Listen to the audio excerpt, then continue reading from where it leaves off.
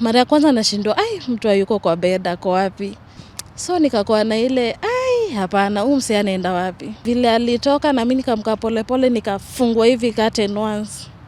Nikapatana na sister yangu. Nikipatana naye alikuanga addicted to porn. Hadi akitaka to have sex, lazima tumie video. Of which ile video ikiisha ata stop kitu anafanya, atafute video ingine. Simu ikianguka itabidi aset simu yake vizuri ndo endelee kitu anafanya. So nikaa alikuwa ananitumia tu. Badala ya kunyonga, nikiwatch video acha nitumie huyu. Hello Tuko family, my name is Kingori Wangeshi. On today's episode, our guest Ann tells us of her troubled marriage of 5 years where her husband then, of course now is an ex-husband, would date her relatives, from her niece to her sister, and other behaviors that Ann did not approve of. Let's listen in. Asante sana. Ann, kwa wakati wako, tunashukuru kwa sababu umepata nafasi kuzungumza na sisi. Ann ni nani? Naitwa Ann Osoti. Mimi ni Mluya, mama ya watoto wawili. Yeah. Ann, tuko hapa siku ya leo kwa sababu niseme ile kulingana na ile message ulinitumia, ulikuwa kwa ndoa na mambo yakawa mengi sana. Sasa ndio maana tuko hapa tujue kulivyoendelea. Lakini kwanza tukujue zaidi, unafanya kazi gani, Nairobi waishi pande gani, na umekulia wapi? Mimi ni mzaliwa wa Nairobi, naishi Tasia, nilitoka Soweto naishi Tasia. Na mimi ni hairdresser. Sasa tuanze tu, uliingia kwa ndoa namna gani, mlikutana aje? Tuanzie safari yako ya ndoa hapo. Tulikutana after nime drop shule, then tulikuwa tunajuana, ilikuwa family friends. So tulikuwa tumejuana for long, then tukakuja saa tukapatana tukiwa at least tumegrow. Tulipatana church, nilikuwa nimeenda kesha, tukapatana huko. Then nikipatana naye nilimistake na brother yake. Nilikuwa nadhani kulikuwa na brother yake, so nilikuwa nimeconvince jina, so nilikuwa namjua kama brother yake. Then hiyo kujuana akaanza, nikampea namba, tukiongea hapo ni after nime drop shule. Then tulikuwa nilikuwa nimekaa for long kasi yuko shule, hivyo ndo tulimeet. Tuka exchange number, then kulikuwa na job mahali in Australia. Hiyo wakati nilikuwa natafuta job, nilikuwa nafanya Donholm salon but haikuwa stable. So akani connect kazi in Australia, kazi ya maji, kuweka maji kwa machupa. So nikafanya huko like 2 weeks, tukasimamishwa, then akarudi akani connect tena. So ile kuni connect kazi, kulikuwa na simu walikuwa wamenipea nitumie. Then hiyo simu ile unapitianga simu, nikapatana na X videos, but siku itake serious. Nilijua hiyo ni kawaida ya wanaume wanawatch hizo vitu. Tueleze X videos unamaanisha nini? Videos hapo. Ati ukajua ni wanaume? Ni kawaida wanaume wanawatch hizo vitu, so sikuchukua serious. So ikafika wakati tukaanza, nilienda kwake jioni after job. Kufika kwake alifunga mlango. Hivyo ndo saa tulianza ku have sex. Then ikakuwa hivyo, ikafika time ikakuwa nienda Mombasa kwa sister yangu. Madhi alikuwa ameniambia niende Mombasa kwa sister yangu. So nikienda Mombasa, kufika Mombasa after some months, nikakuja nika notice niko na ball. Kumwambia aliruka mara ya kwanza. Akaniambia, umeenda Mombasa, umepewa ball na watu wako, so unanipigia simu. So mimi nikacheza chini, my sister hakuwa anajua, but kuna jirani ya sister yangu alikuwa anajua niko na ball, but tulikuwa tumeficha sister yangu. So tukakaa Mombasa for 6 months, then nikarudi Nairobi. So tukirudi Nairobi, tulikuwa tumekosana na sister yangu, sasa ananirudisha home. Kurudi Nairobi, kitu ya kwanza tukifika asubuhi yake nikaenda kwa that guy. Nikamwambia niko na ball nini, akaruka akaniambia ndo waambie madhe ulipatana na mtu kwa barabara akakupea ball. Nikamwambia sasa ndaanzaje kusema nilipatana na mtu kwa barabara akanipea ball? Na wewe ndio unajulikana nyumbani? Yeye ndo alikuwa anajulikana. So vile aliniambia hivyo nikarudi home, but alikuwa amesema sasa mimi alikuwa ameniambia madhe mpaka mtoto azaliwe nimuone ndo nijue kama mtoto ni wetu. Nikamwambia ina shida, so sikuwa na pressure. So nilikuwa nikipata do kidogo juu nilikuwa nashukana, nikipata do na nunua tunguo. Hiyo wakati nguo ulikuwa unapata na 10 bob, so haiko expensive. So nilikuwa najibaia tu vitu hadi kafika mwezi wa 9 2015 ndio nikaenda kujifungua. Akatuma sister yake akuja akaangalia mtoto akasema mtoto ni wao, anafanana na mother in law. So si ndio hivyo akaanza kuchipi, akatuma na jina ya mtoto tupe mtoto vitu kama hizo. Akaanza kushughulikia mtoi. So ile alikuwa sometimes alikuwa anafanya kazi ya safari, unaweza pata ameenda 3 days 1 week ndo amerudi. So ile time amerudi ananiambia nimpelekee mtoto anataka kuona. So nikimpelekea mtoto si obvious tuta have sex. So niende nitafua nitafanya usafi. So ilikuwa ni kama amenioa but niko home. So ikafika time nikamwambia my mom hapana, mimi hata niende Mombasa juu mse ananitumia. So akaitwa akakuja na rafiki yake. Rafiki yake akajaribu kunitetea. So yeye anaulizwa utachukua msichana ama jitoe aendelee na maisha yake. Anasema madhe siko ready nini. So rafiki yake naye anamwambia hapana, tuambie ni either unamchukua ama umchukui, si hivyo ndo tunataka kujua. So wakazungushana baadaye akasema atashughulikia mtoto. So si mimi nilikuwa sawa, in fact tulimuita kani nishajitayarisha mimi natoka jioni. So nilikuwa ready kuenda. Nikaenda Mombasa. After some days hata ikumaliza wiki akanipigia simu akaniambia nishaongea na mamangu na father na nishaongea na wazazi wako, wamekubali nifanye nini nikuchukue. Si nikamwambia sawa. Mamangu pia akanipigia simu akaniambia tushamaliza story. Yaani hivyo ndivyo ulivyoolewa? Ulitoka Mombasa ukakuja kwenu direct ukajipeleka kwake, umekuwa sasa a wife? Nimekuwa wife hapo sasa. Sasa hapo ni 2 months ashaanza kucheat, like hata hakuna kitu nimeenjoy kwa marriage, ashaanza kucheat. So tukakaa hapo like another 3 months. Akakuja akanikalisha chini akaniambia mbona tulipe rent na kwa mzae kuna nyumba iko hivyo haifanyi kitu. So nikamwambia ni sawa kama umeamua hivyo. Ilikuwa ya mabati. Nikamwambia kama umeamua hivyo ni sawa. So tukianza kwa mzae ndo life ilianza. After some month nikashika ball ya pili. Mtoto wangu alikuwa ndo amemaliza mwaka na 2 miezi nilikuwa na ball ya pili. Ball ya pili tukakaa, alikuwa na cheat, anafanya madharau. So hiyo wakati kuna my sister alikuwa class 8. So ilikuwa sometimes na si ati yako mbali na home, ako tu still Soweto, anasoma day school, but sometimes anaweza pitia tu hapo kwangu kuvisit, then utasikia acha nimzindikishe mpaka pale. Na ujue like kutoka mali naishi na kwetu si hata mahali pa kuzindikisha mtu. Juu mali hata nikipiga nduru my mama atasikia atajua kuna mali kuna shida. So sometimes ananiambia chukua hii 200 hebu pelekea Helen, unajua ako nini, unajua ako class 8 anahitaji so nashindwa. Okay, hiyo time iko inakuja kwa akili. So mimi nilikuwa nafurahi at least niko na mtu ana support watu wa kwetu. So ikaenda hivyo, ikafika time my big brother. Who was Helen to you? Sister yangu mdogo. So kuna siku nimelala kwa bed. Hiyo wakati sister yangu alikuwa amekuja kwangu.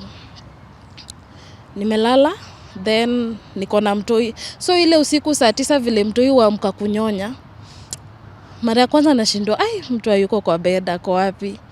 Nikatulia cause ilikuwa double room but choo iko nje. So nikasema labda ameenda choo. Akarudi akajiekelea kidogo. So unajua ile time mtoto ameamka, usingizi kujangi immediately, mpaka mtoto ashikwe na usingizi ndo labda we ulale. So mara ya pili kafanyika hivyo. Mara ya tatu so nikakuwa na ile like hapana, mlango ifunguliwi, alafu ni mlango ya mbao, alafu mlango yetu ikifunguliwa ikijifunga utasikia juu itapiga juu imeshika mabati. So of course utasikia. So nikakuwa na ile hapana, huyu msee anaenda wapi? So vile alitoka juu bedroom hatukuwa tumeka mlango, ilikuwa curtain. So vile alitoka na mimi nikamka pole pole, nikafungua hivi curtain once, nikapata na sister yangu. Sister yangu amelala then anamki. So hiyo time hakuna mtu alilala. Your younger sister? Younger sister, yeah. Ikakuwa story nini nikapigia brother yangu, nikamwambia mimi kitu nimepata kwangu. So ikafika asubuhi sister yangu akatoroka. Sister yangu toroka, tukaongea, tukasolve hiyo kesi, ikaisha. Kozi alikuwa ananiambia, hiyo siku nikimpata alikuwa ananiambia hapana, nilikuwa nimebet, alikuwa mtu wa kubet. Nilikuwa nimebet so aliwin, so alikuwa na furaha. So hiyo furaha ukaenda kukisi sister yangu surely. So hapo alikuwa nakubeba though. So ikakuwa hivyo, tukasolve hiyo kesi, ikaisha. Tukakaa tena, nikakuja nikanotice kuna vile ufuata sister yangu. Sister yangu afika mahali akaenda Mombasa. So sister yangu enda Mombasa, kumbe alikuwa anamuitisha, anamwambia ingia kwa bafu, chukua video, ukiwa kwa bafu nitumie. Then kidogo tukakuja kustukia sister yangu ako na ball. So nilikuwa ile design, niambie tu ni ya nani, kani ya baba watoi, mimi nikae nikijua. Akakana kabisa, akasema ball si yake, hawajai dozi. So nikamwambia ni sawa, but bado ilikuwa kwa mind yangu, hadi ilikuwa nakaa hivi napigia madheni namwambia, so mwambie niambie tu kani ya huyu, nikae nikijua tuko na mtoto mwingine mali pengine. Akakataa kabisa. So ikafika 2018, nilikuwa nimeenda, tulikuwa tumekosana tu juu ya cheating. Juu alikuwa anakatia hadi jirani next plot, like hakuwa anaenda far. Na ni kitu anafanya ukiona ukijua, like hakuna kitu anaficha. So 2018 tulikuwa tumekosana, nikaenda ushago. Kuenda ushago nikakaa like only a month, akaongea na madhe akaniambia nirudi.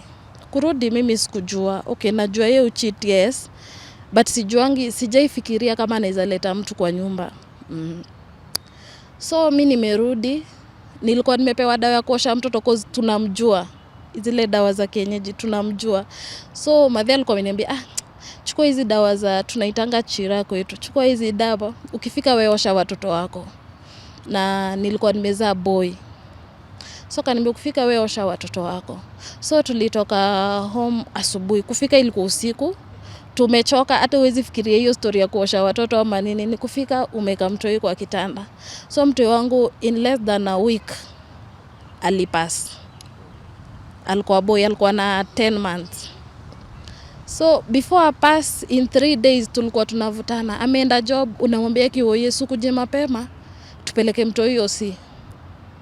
Ayuko huko, ako tu like enda chemistry, mpe maji, vitu kama hizo. So nilingangana hiyo in 3 days. Sasa before pass nilikuwa napigia my mom, namwambia mguni baridi nifanyaje, wewe mvalishe socks. Naona mamangu niambie the correct answer, napigia mamake ushago, namwambia mimi nifanye aje, niambie fanya hivi na hivi. So nilipambana. The last day ilikuwa usiku, nikampigia simu nikamwambia kuja juu mtoto amelemewa sana, alikuwa anaendesha na kutapika, kula kitu yote anatapika. Nikamwambia kuja tupeleke mtoto ofisi. Alikuja around 7-8. Si father in law naye alikuwa anaishi kwa ploti. So akaita father in law, nikamwambia hapana, huyu mtoto tumpeleke Mama Lucy ama Patanisho nursing home. Wakasema hapana, huyu mtoto hata yuko serious hivyo, kuna daktari hapa nje. Kulikuwa na daktari rafiki yao. akaniambia tumpeleke hapo. Hata sikubeba mtoto, ni hao walimbeba wakampeleka, cause mimi nilikuwa naambia huyu mtoi acheni tumpeleke usifiti juu mtoi mali amefika amelemewa. Then wakafanya na baba yao, walichukua mtoto wakiwa wawili wakapeleka hosi. So mimi baadaye tu napigiwa simu, hebu koroga uji haraka ulete. Juu si ilikuwa nje gate, ilikuwa chemistry actually kwa hospitali. So nikapeleka uji, huyo daktari akaniambia wewe ndio kulishi mtoto, unafaa kulishe mtoto. Akampea uji, akampea Flagyl, alimpea tu dawa twingine and I think alimdunga shindano. Nikapewa mtoto nikarudi naye kwa nyumba na nikapewa ORS. Nikamtengenezea ORS. Tukiwa kwa nyumba tukampea, hiyo siku mtoi alikuwa anaamka. Nikijaribu kumnyonyesha na niuma. So sikuwa anajua nini na happen. So nilikuwa tunakasikia sasa mbona unaniuma jamani juu ilikuwa imefika mahali nipo ni uchungu. So akiamka usiku tukaamka hiyo usiku na babake tukampea ORS. Tukarudi tukalala. Asubuhi 6 niliamka napata mtoto ananiangalia hivi na macho. Si ni kuamka haraka hospitali. Then sasa ile kuamka yeye aliamka kama mtoto ametoka. Alirudisha kwa huyo daktari. Huyo daktari akaona hivi mtoto akamwambia mkimbishe Mama Lucy.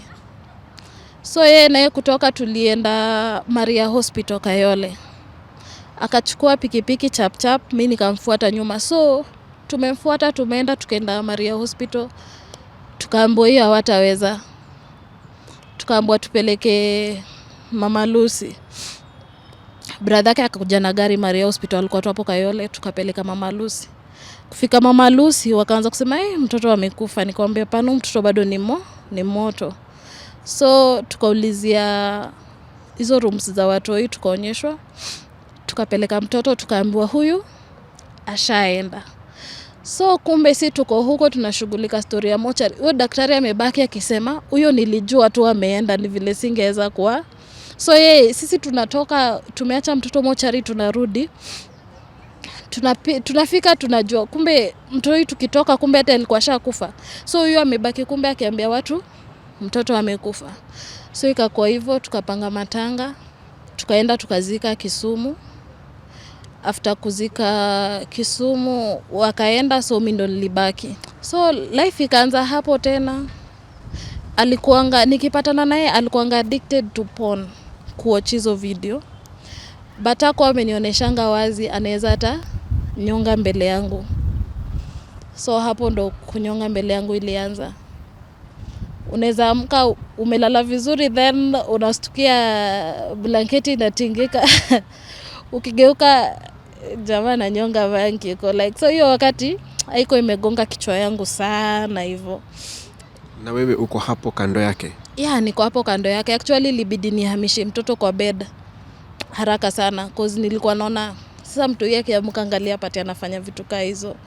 Alafu akishafanya vitu kama hizo hata jipanguza ile tu short amevaa hata. So ile wakati wewe unaenda kufua unapata na vitu zingine uko like hizi ni nini sasa? Yeah.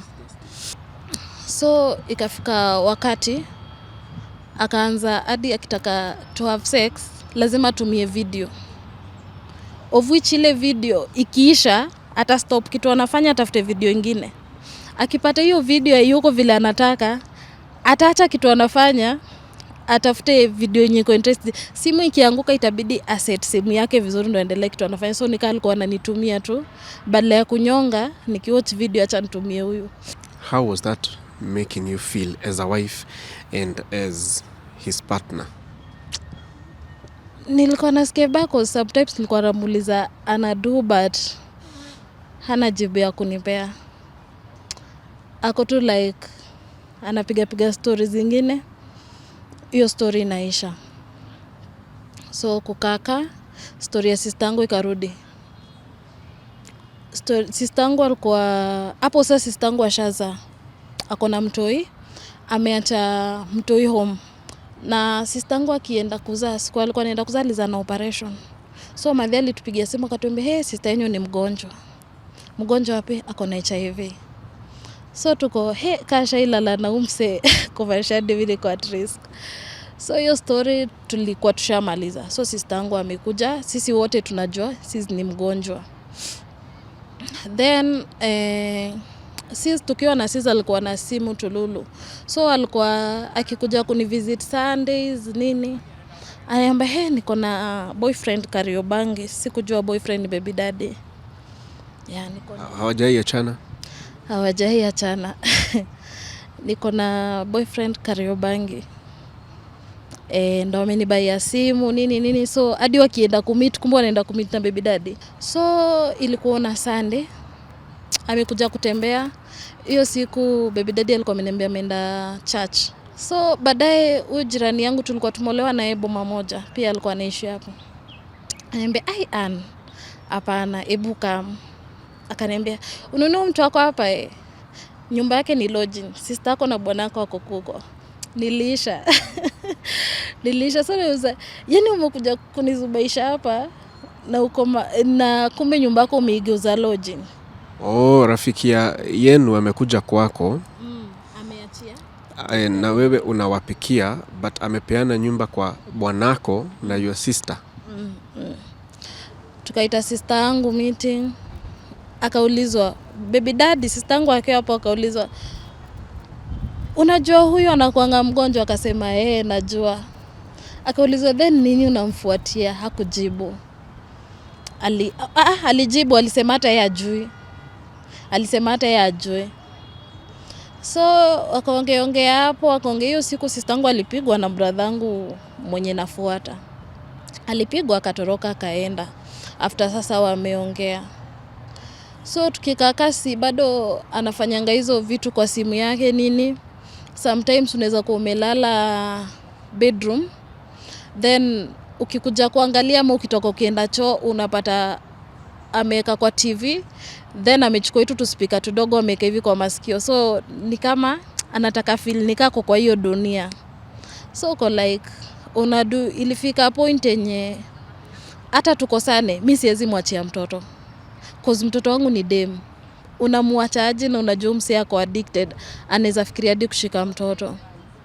Kuna wakati sister yangu mkubwa sasa alikuwa ameanza job ya kuuza samosa. So alikuwa anatoka kwa nyumba saa 10, alafu ameshikana saa hizi tayarisha watoto. So nikamwambia niletee watoto, walikuwa 3. Niletee watoto mimi nikae nao juu mimi siendi kazi. Nitatayarisha watoto. So watu kukaa kwangu wiki ikuisha. Mtoto wa sister yangu mkubwa katoroka. So kuna siku nimeenda, sasa niko na boli, sasa niko na kadem, sasa niko na boli yake after ule mwenye amekufa. So tukienda tulikuwa tunabai manguo Kayole. Nikamuuliza, na mbona ukujangi kwangu siku hizi? Mbona ulitoroka hivyo? Akanyamaza. Nikamwambia hapana, twende. Akaniambia hapana auntie mimi siende. Nikamuuliza shida ni gani? Atika umelala anko unisumbua. So siniyo tunaanza kutoa watoto huko. We are talking about your niece, mtoto wa sister yako. Yeah. Your niece. Yeah. Anasumbuliwa na your husband. Yeah. After ameachana na your sister. Hajaachana na sister yangu. Sister yangu bado ako in picture. Sister yangu bado ako in picture. So nilikuwa ilini break kabisa. Nikasema ni sawa, hata wengine nikawatoa wakarudi kwao cause kulikuwa na msichana mdogo alafu na kijana last born. Nikawatoa wakarudi kwao. So hiyo story tukamaliza hivyo. Nikajua hata mama yake ajui, so nika avoid hiyo story ya watoto kukuja kwangu. Hii story ya mtu wa sister yangu ikakuja hivyo, tukaifunikia na mtoto wa sister yangu. Mbona mliamua kufunikia hiyo story na ni story serious? Ina affect marriage yako na unaona huyu ni tuseme ni mtoto. Alikuwa amemsumbua hiyo wakati tulikuwa hapo, then sikutaka ifikie sister yangu. So nilijua nita avoid awatoi kukuja. So ikafika wakati tulikuwa tumetoka sijui na sister yangu wapi sikumbuki. Hapa nishaza huyu, kuna huyu sister yangu mwenye mtoto wake alikuwa anaguzwa. Hiyo wakati bwanake alikuwa Mombasa. So amerudi waanze maisha Nairobi. Nikaongelesha tena baby daddy. Nikamwambia kuna msee anataka job shemeji yangu. hata ikumaliza 1 week ako kazi akamconnect. Tukitoka kutafuta food, ni huyu tu shemeji bado alikuja akatuambia, hey Ann, mtu fulani na fulani unajua wanakuanga pamoja, chunga. So huyo ni anaongelelea bwanangu na mtoto wa sis. Yule mmoja. Yule mmoja. Nilisha, so hapo nikaenda confront. Nilienda kwanza kwa baba yake, father-in-law, nikamwambia father hivi na hivi na happen na sipo. Father-in-law alinicha evidence. Aliniambia kuja na evidence. Na ikuwa mara ya kwanza, ilikuwa mara mingi kuna vitu zinaweza happen. Ni complain. Then waniambie, yeye alikuwa msee wa evidence. Hadi sasa tulikuwa tunajua father-in-law hatuwezi enda kumtetea, atakuitisha evidence. Sasa evidence utatoa wapi? Uende upige picha mtu ulete umuonyeshe evidence. So nimeza mtoto anakuliwa na Shira. Tumeshinda hospitali, madawa za kienyeji, katoto kanakondanga tu. Mtoto nilimzaa akiwa amekonda. Kwanza hata before nizae nikiwa na 7 months.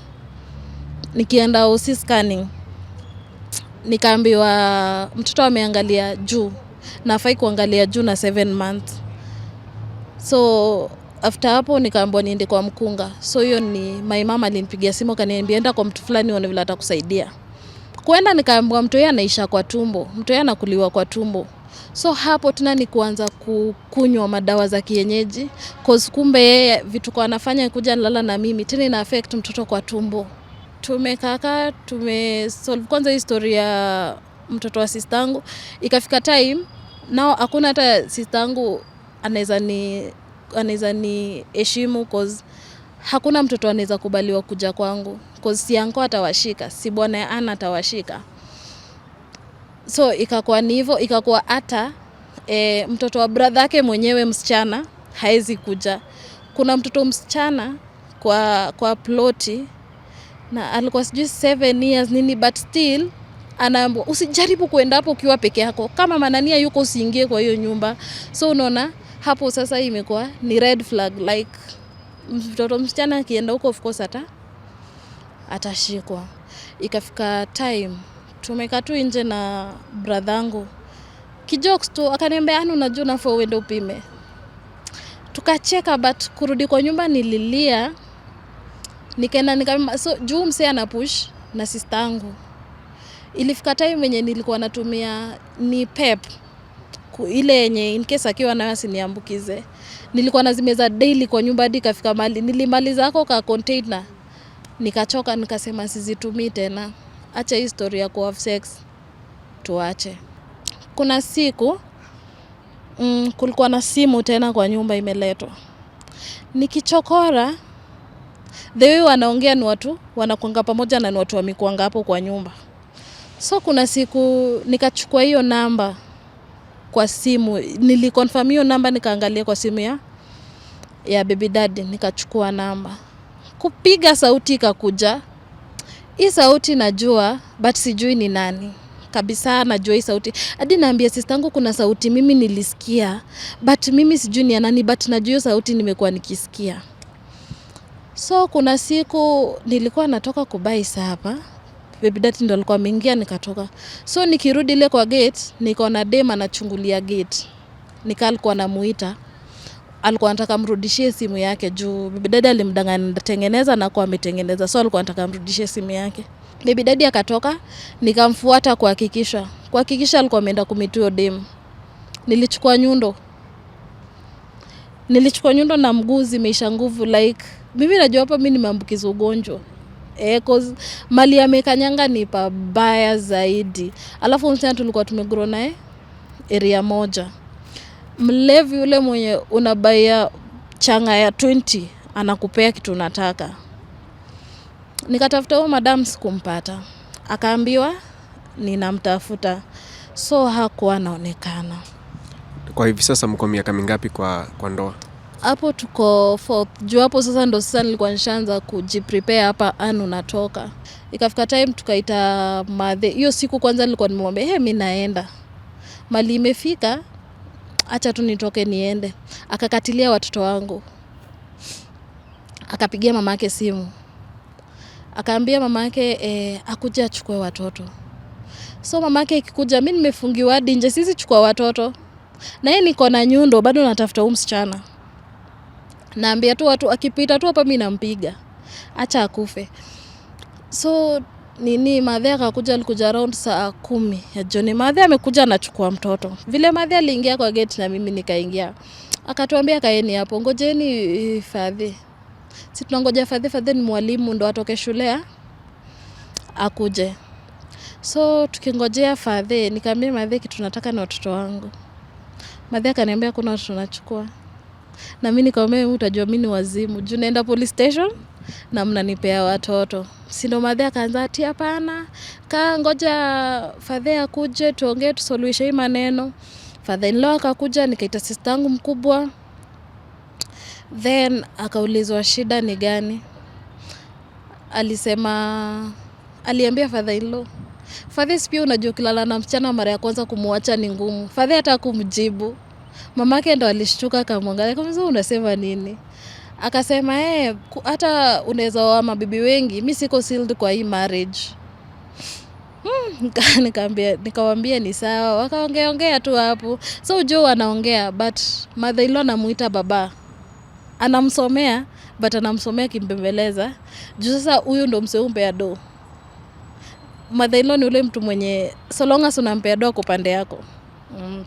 So Nila anamsomea na anambembeleza, akamfuata mpaka kwa nyumba, akamuongelesha nini. Tukadhani so mother-in-law kwenda home hivyo. Nikakubali kukaa kwenda.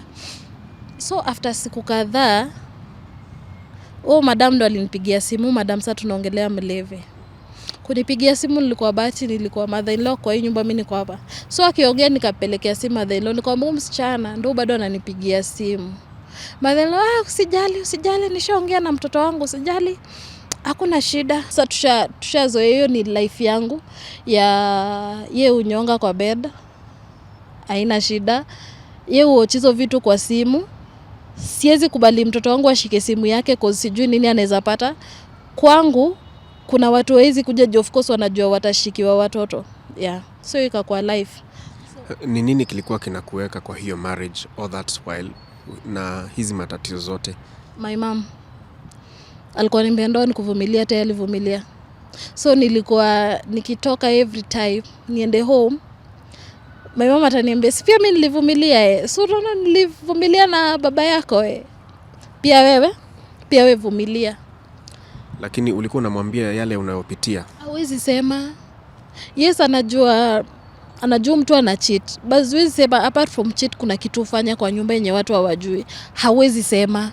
Hiyo sasa ilikuwa hakuna vile unaweza ambia brother yako by the way apart from cheating kuna kitu msee ufanya yenye pia mimi naniumiza mimi mwenyewe yenye hata hakuna vile hata unaanza ambia mama yake ati ako hivi na hivi. In fact every time nikienda kwa mama yake angekuambia wewe ndio uko na shida. Mamangu naye angeniambia vumilia, ndoa ni kuvumilia. So hiyo ndo kitu ilikuwa inaniambia weka tu. Ningeomba hiyo siku naomba atarudi. Hiyo siku nimepiga magoti hadi naambia God mrudishe tu. Hiyo siku hatarudi. Ikafika time hadi nikamwambia God wewe fanya vile tunataka kufanya, nilindie watoto niko sawa na hapo. Sikuenda church, tunakumbuka kuna church nilienda then badala sikuweza kuambia bibi ya pastor vitu zenye anafanya sasa chini ya maji kwa nyumba tukiwa wawili. Singeweza kumwambia but nilimwambia hizi vitu kwa zina happen. Kitu aliniambia nijioshe na maji ya ndimu. Sijui hiyo tu vile sijui hivi ndo naweza shika mwanaume nini so hakuna kitu alinisaidia so nili give up. Nikamwambia God wewe fanya tu vile unataka kufanya haina shida.